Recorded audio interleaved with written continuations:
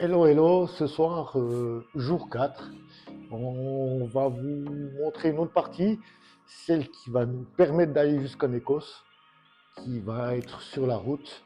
Donc on va vous montrer. Les pneus. On va vous présenter les pneus, les jantes et évidemment ces roues. Elles sont deux.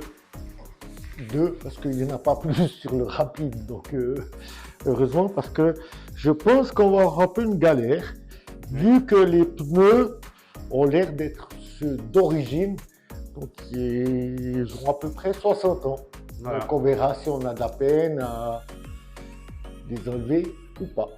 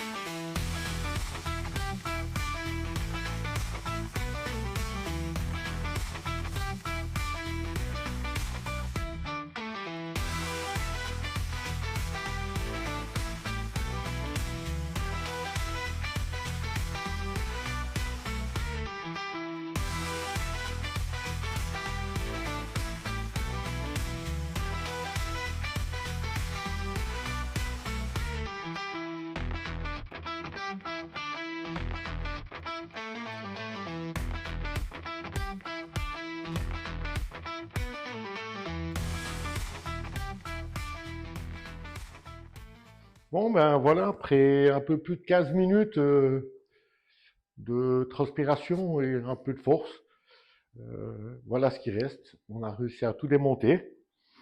Euh, et je peux vous dire que les pneus, je ne sais pas de quelle année ils sont, parce que quand ils ont été faits, sur le tour, il n'y a pas d'indication d'année, de semaine de construction et autres. Mais je vais quand même passer la parole à Kevin, parce qu'il va vous donner quelques explications par rapport à tout ce chantier. Vas-y Kevin. Alors voilà, on a pu déposer les pneus.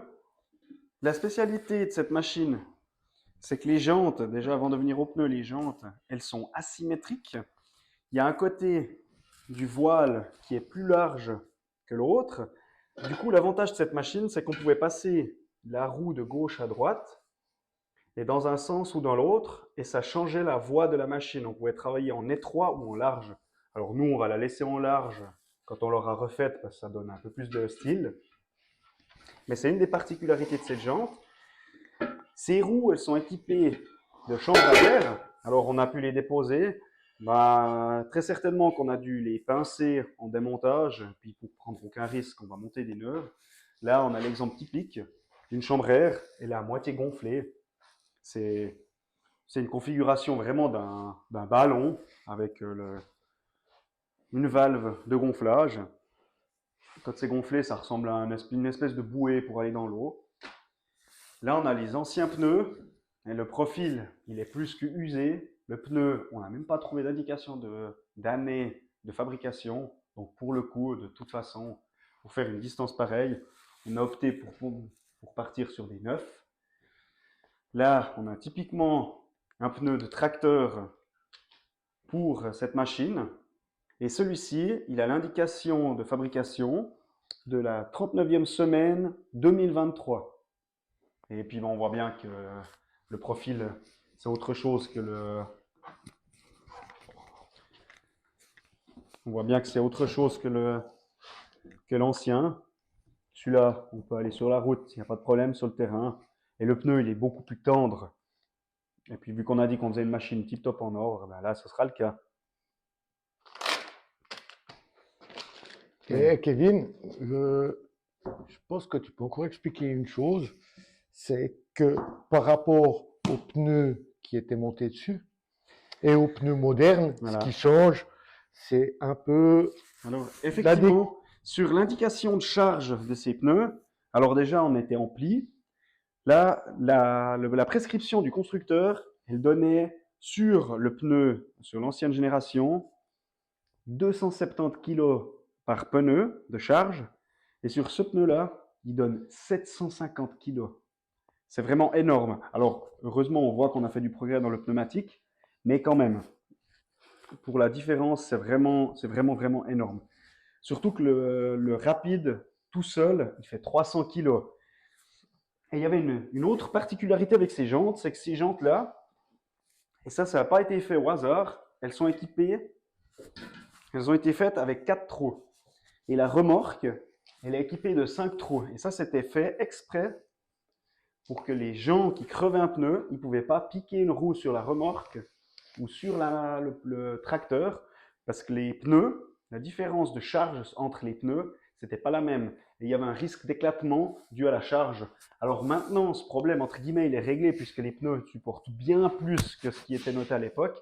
Mais 270 kg ou 750, c'est clair, il n'y a pas photo. Et ça, c'est quand même un bon progrès. Nous, on n'a même pas eu le besoin de choisir quelle charge on voulait mettre. C'est d'office cette charge-là sur des pneus récents.